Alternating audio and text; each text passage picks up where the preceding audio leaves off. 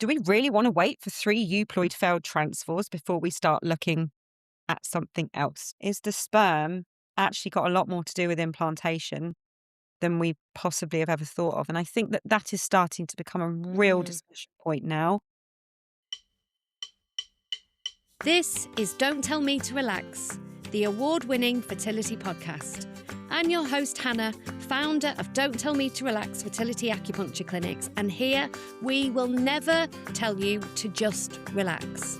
We bring you expert advice, trusted information, and real-life conversations to help you feel informed and confident about your fertility. And we're more than a podcast. We're an online community too. So wherever you are on your path to parenthood, we'd love to have you join us. Hello and welcome to today's episode. Today I am with the always brilliant Emma Whitney, who, if you don't know her already, she is the director of embryology for the Evewell. She's Emma the Embryologist on Insta, and she is chair of the trustees for Fertility Action. And I've just popped on to meet Emma while she's been doing an egg freeze, she's stuffing a sandwich in her mouth, and she's here today to do a podcast for us as well. So Emma, thanks so much as always for joining us. It's lovely to have you back. Thank you for having me. I'm sorry for being so bonkers, but yes, we are. I'm very Sorry. glad. So today, Emma, we're going to be talking all about why good embryos don't implant. So let's start right at the beginning and just talk about what do we mean when we say a good embryo?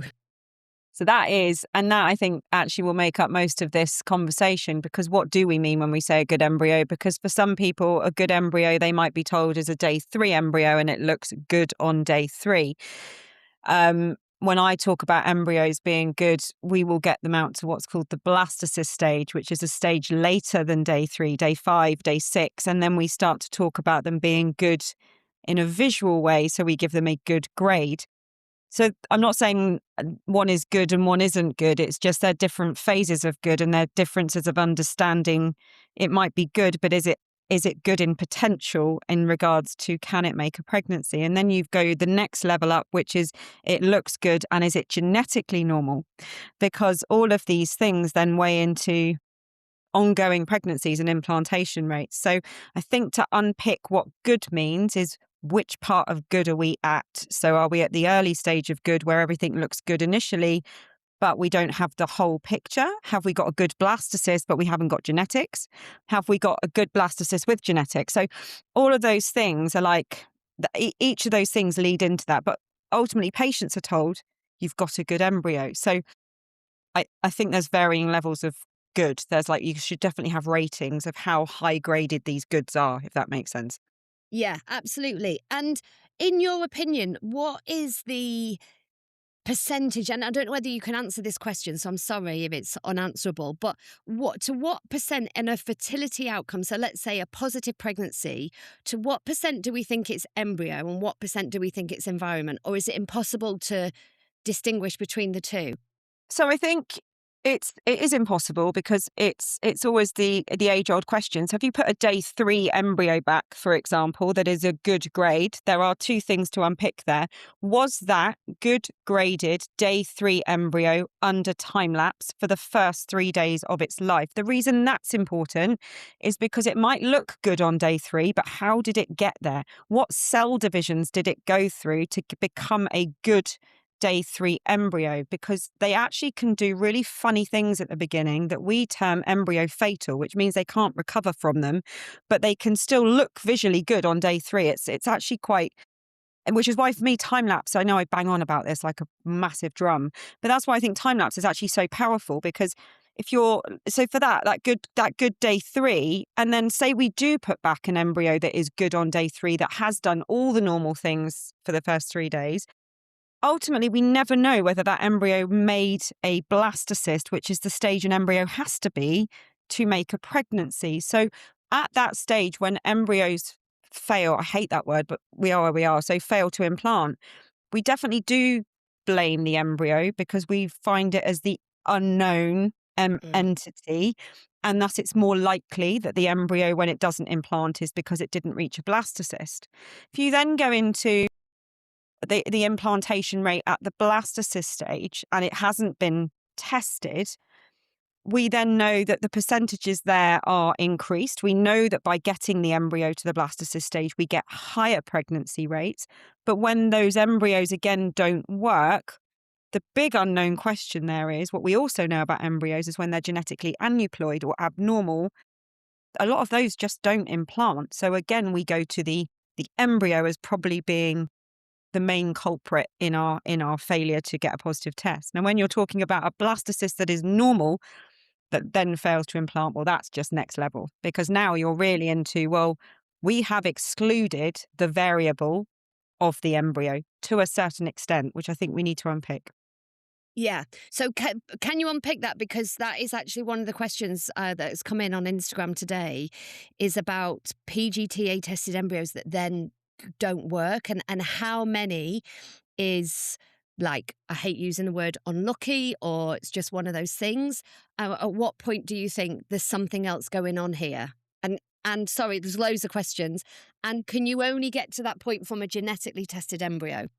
Yeah, so definitely, you can't completely say I mean, definitely when the patient is younger and is having multiple failed blastocyst transfers under the age of 35, I think we can get to that point without testing the embryos. I mean, the law of averages says that those embryos should, in a majority point, be normal. But let's just talk about what you have to have with a PGTA tested embryo. They have to be frozen. So these are frozen embryos. So a patient is told what the embryo looks like when it goes in the freezer. You have to unpick what it looked like when it came out of the freezer, how it responded. Did it survive? Did it re-expand? If you have a PGTA normal tested embryo that goes in the freezer, comes out and looks spectacular, still looks good and re-expands and then fails to implant, that is your gold standard of this. We've literally done everything around the embryo variability there. So maybe we need to go looking somewhere else. But that's what I mean by this phrase good. It's where was it good? Does it still look good? And when we talk about luck and unlucky, there's some amazing papers that cover this all off, and they talk about cumulative pregnancy rates with euploid tested embryos. And actually, after about 3 euploid transferred embryos, around 85 to 90% of people should be getting a positive test. So we do have those numbers to lean into, but I argue that these embryos are so precious and so hard to get for some of our patients because they're at advancing maternal age or the AMH is low and we haven't got tons of them. Do we really want to wait for 3 euploid failed transfers before we start looking at something else? Mm. I don't think so. It's always the dilemma, isn't it, about when do you go on for further testing? And again, that's we've had a lot of questions about that, because at what stage do you think it's appropriate to do environmental factors and think about how we are putting those embryos back in, or the environment we're putting them back into? So I think it's really bespoke to the patient, and I don't think you can have a single one metric defines all individuals. Ultimately, what we're talking about here, and I'm not a clinician, so I'm certainly not going to go into the nitty-gritty detail about what that all looks like, but I will say that they're expensive tests. These tests that we're talking about are financially exhaustive. Now, we will do them at the Eve Well, definitely if we've got even a patient with 1 euploid embryo that has taken an age to get to. No one's putting that embryo back until we've exhausted that understanding of, are we sure? Have we done everything we can to make sure that this one embryo that's taken us maybe 6 months to get hold of isn't going back into a not hospitable environment? We will do that before any transfers. I obviously think the discussion becomes quite different when a patient has multiple embryos to use and there is nothing glaringly obvious. I suppose you could argue and play devil's advocate that it's definitely worth the possibility of trying a transfer and seeing if actually this is fine and it works. I think it really depends what your patient is that you're sat in front of, because everyone comes at this with a different demographic background and also potential to create embryos. Yeah. Yeah. And so if you were thinking about those tests, what would you be thinking? What are the ones that are you use the most at the Eve Well?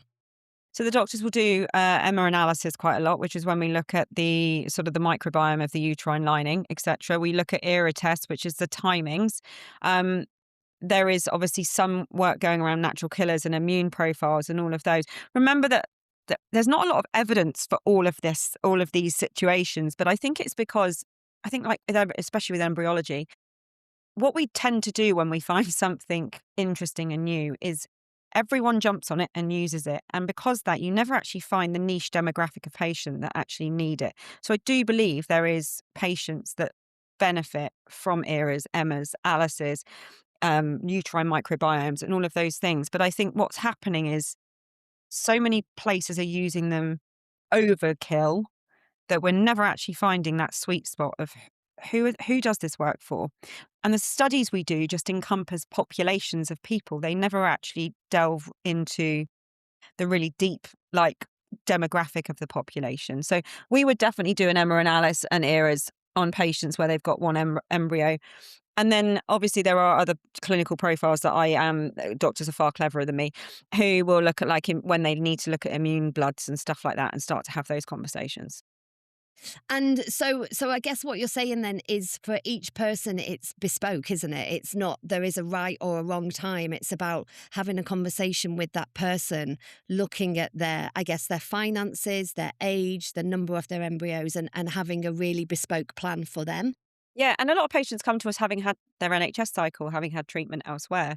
So we tend to encompass that in a conversation as well around, I mean, I'll try and get hold of all the embryology because, to help the clinician, if a patient sat in front of them with, 2, 3, 4 failed transfers from a previous cycle elsewhere, it's really important that the doctor isn't just making that call on, trying to unpick all of that without the big bulk of the information.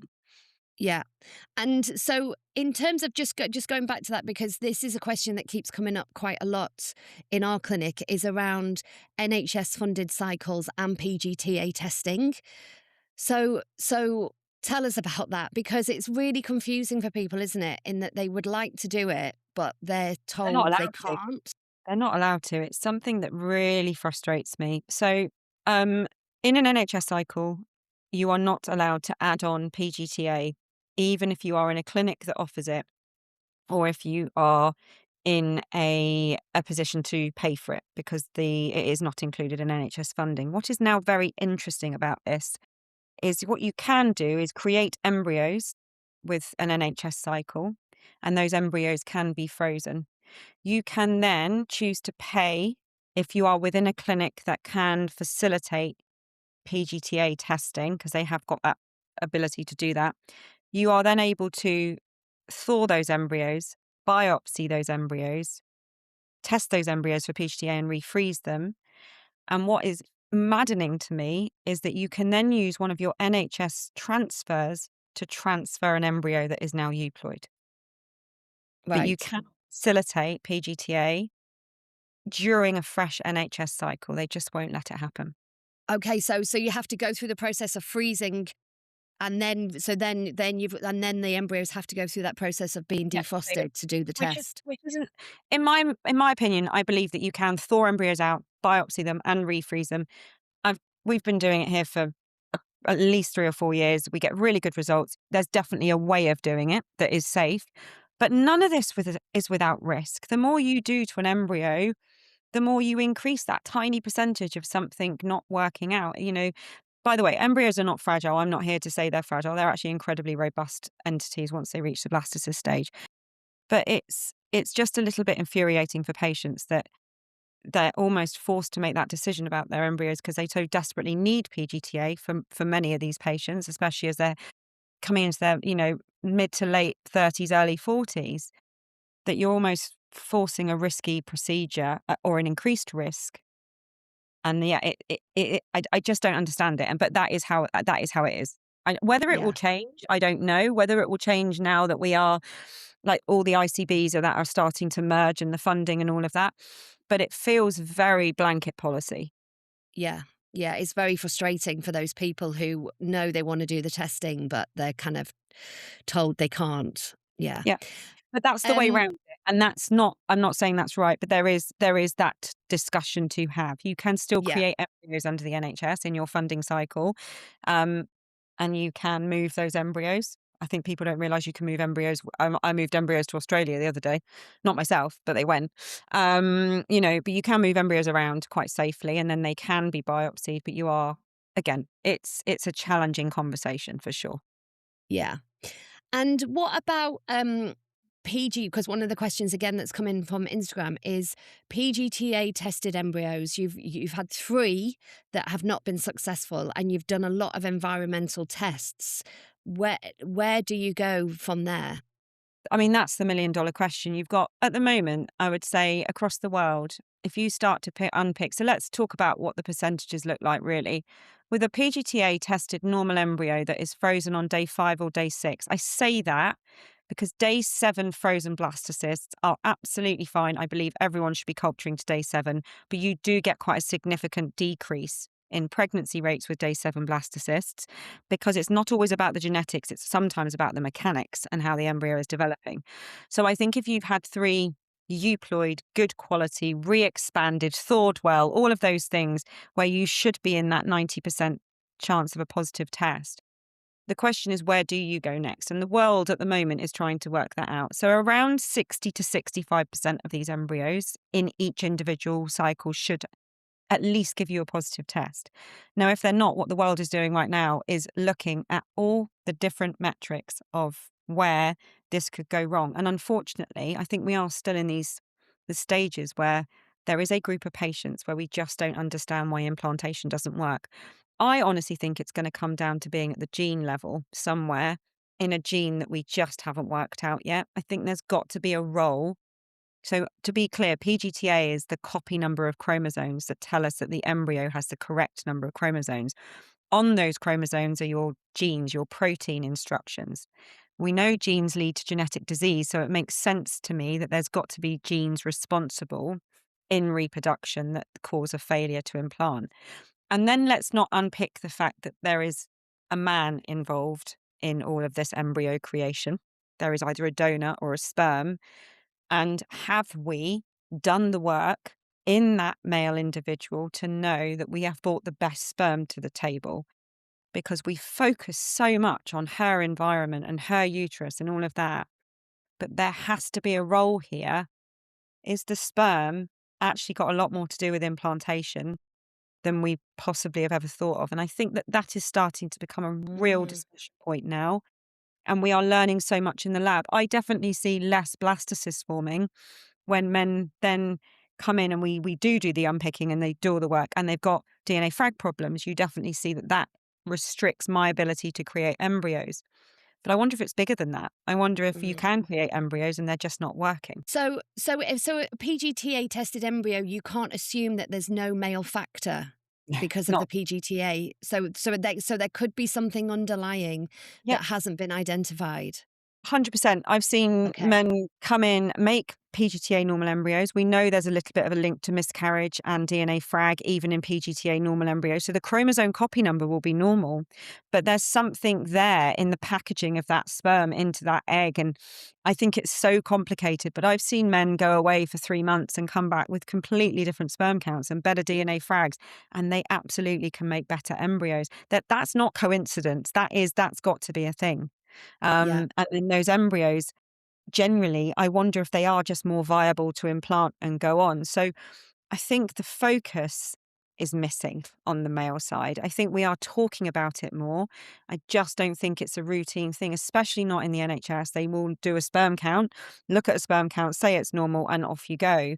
I think we are better than we've ever been at saying, okay, it looks normal, but maybe we just need to unpick that before we spend tens of thousands of pounds creating embryos. Yeah, that's really interesting. And from a patient perspective, because it's really difficult, isn't it? Because obviously there is so much conflicting information out there. And I know we've talked about the tests that you do. Are there any tests where you think, you know what, I'm not sure about that? Because there seems like there's just an explosion of immune testing, microbiome testing, there's like all kinds of different things that you can do. And when people come into my clinic, I'm just like, yeah, it's really overwhelming, and I don't know where to. It's hard to know where to begin and the most warranted or the most legitimate? And, do you see like, in your mind, do you have like a scale? Yeah, I think that there are certain people that definitely need immune profiling. I think that percentage is actually deeply small. And I think that it is used I think it's overused, like Mm. definitely. I'm not saying it doesn't exist. I'm sure it does. And I've definitely seen people that have got, probably autoimmune conditions and stuff like that. But it's not that common. And the evidence there is really small. I think it's the same for the ERA test. I think the ERA test about timings and receptivity and all of that, there's not a lot of evidence for that either, as far as I'm aware. Again, I guarantee that there will be someone that needs it. But Mm. yeah, I actually would be far more like if we had a pot of money to spend and it was on testing and it was somewhere and we hadn't looked at him at all, that's where I'd be going. Okay, I think there interesting. is far more, for me, from an embryology perspective, the visuals I get in the lab from seeing the difference between an individual male that has done the work and an individual that hasn't done the work, or we know there's an issue and we're trying to bypass it by creating embryos, it's becoming more clear that you absolutely have to do the work in the male cell. And that's where I would be more unpicking than maybe Mm. the eras and the immunes, unless you've got a clinical profile that, again, I don't completely understand it all, but I think unless you've got a deeply clinical profile that would present in an absolute problem, there's not a lot of evidence for those couple of things. But there is Yeah. definitely something coming out here with the men that are doing the work. I'm getting, we used to get 20% blastocyst formation and then it goes up to 50 or 60. There's something in that. That it's Yeah. definitely something that we're finding in the lab from a just day-to-day perspective. And it's difficult, isn't it? Because if you are in treatment and you're in an IVF cycle or you've been through a cycle, going back and looking at the man feels like you're starting all over again. And I know it, we have conversations like this all the time, but it feels like a lot, doesn't it? Whereas, you've got embryos and you can do some tests and that feels like a bit of momentum going forward. So And also it's it's all the about, delays, isn't it? Because you've got to remember if you say yeah, to a man you've got to go and do the work, it's 72 to 77 days. yeah, Or I use the phrase living like a monk because yeah, and it's about doing the work or seeing the urologist or having all that. And it's when you get to the point where you've decided to do IVF, it's like I think everyone's been spending the last possibly year, 2 years in this waiting process of trying to conceive. And a lot of people come into the clinic wanting to just get going because they are fed up of where they're at. And then it's very hard to say, well, actually, we want you to go and do all of this. I think the strongest thing we can do is educate people trying to conceive early on that this could actually make the difference to one, you try actually getting pregnant naturally, which is always the goal. But secondly, that by the time you do end up, if you are in that position where you end up in front of a fertility clinic, having done it already puts you in a much stronger framework to go forward and know that that is going to be the best we can do. yeah. I think And, that's and yeah, and sorry, and in terms of embryos and looking at embryos, it's interesting what you say, and I think for anyone listening to this, going back to your clinic and asking the clinical team about the development of your embryos might give you a bit more information about next steps. And because we started off with what the definition of what is a good embryo, and I guess lots of people are just given that information at the end. You've got 3, 5 BCs or whatever the grade is, but that developmental process that might give them further information is kind of missing. So do you think they are good questions for a person to go and ask? one of the questions. I think I did this thing where it's like one of my big questions when you walk into a fertility clinic, because I bang on about this, but do you have time lapse? Because when patients come to me and ask me questions about what has happened, why has this happened, I've got 2 embryos out of 10, my first question is what happened to the others? Can I see them growing? Because I know what's happened to the 2 that you've got. I need to know what happened to the others because that whole profile of those 10 embryos and it wheedling down into this funnel of 2 embryos, which is 20%. Actually, more importantly for me is what went on with the others, because the time lapse teaches you when they are failing, when embryos are failing, where are they failing? Where did they make a mistake? And is that mistake early? Is it late? Because actually, as we've done more work in time lapse, and that's as we start watching patients' embryos grow, it's fascinating to me how much you can very quickly see if it's coming from the male side. Mm, It's like a it's a visual thing that they do. They do something really interesting, embryos, when they're trying to make blastocysts and they can't, and you it's powerful. It's really powerful for patients, and I know that it's, like, considered an add-on, but for me, it's an essential. It's like it's not about it's not an incubator. It is an mm, incubator, but it's not just an incubator. So that is if you are at the beginning of a fertility journey, going somewhere and using time lapse. Look, I hope that everyone can walk into a fertility clinic, do any treatment and get pregnant immediately. But if you can't, taking that information away is just massively powerful. yeah. I heard somebody say the other day that they were told by their clinic that they don't disturb them. They don't like to disturb them. But we don't Does that that's time lapse. So we don't disturb them in time lapse. They go under the cameras and we don't touch them again for 5 days. We don't need to. Yeah. Yeah, yeah, no, but I think the thing was that they maybe weren't doing time lapse. They hadn't done that because it was kind of like they don't look at them. There's no kind of intervention that goes on. Again, that's fine, and actually, to be honest, if you're not using time lapse, what information you give me, like I said earlier about the day 3 embryos, you can take an embryo out of an incubator. We call them closed incubators, so they've got no time lapse, their lids, and they don't disturb them. That's quite normal practice. But you can take an embryo out and look at an embryo on day 3 and say, "That's got 8 cells, and that looks very nice." What you don't know is how it got there. So Yeah, it really doesn't matter. If you're in a closed incubator, whether you open or shut them, the information to me is almost non-helpful, because I actually need to know right at the very beginning, did that single egg go from 1 to 2 cells, or did it go direct to 3? That's a completely different. So that those the visual points you get at a moment in time are not enough to unpick the developmental profile that can then help us understand the cause. It yeah. has to be running. It's like a running video, basically. Yeah. Yeah, exactly. Sorry, one question again that has come in and I mustn't forget is around this idea of doing proper like saline scans and a good scan of the environment as well. So to really check for scar tissue or polyps or anything that might be a problem, like, and to properly do it rather than a sort of transvaginal scan and being told, okay, that's okay, to investigate that further, the actual anatomy. Again, that's some of the things that when we go back to that patient we were talking about earlier with that one embryo, and it's taken 6 months to get that one embryo. A lot of the time, the doctors here will do a hysteroscopy as well, which is when Yeah. we go into the uterus with a camera and ensure that you have not seen Asherman's or, any uterine abnormalities that you can't always see with a scan. So yeah, that is another step. Again, that's a general anesthetic procedure or a sedated procedure where you can put a camera into the uterus. And there are obviously other things you could do like laparoscopies, etc. All of these things are financially exhausted if you are in the private sector and you are Mm. paying for these. So they come into that pocket of how much do you do? But yeah, we use hysteroscopies a lot in patients Yeah. to make sure that we've had a really good look.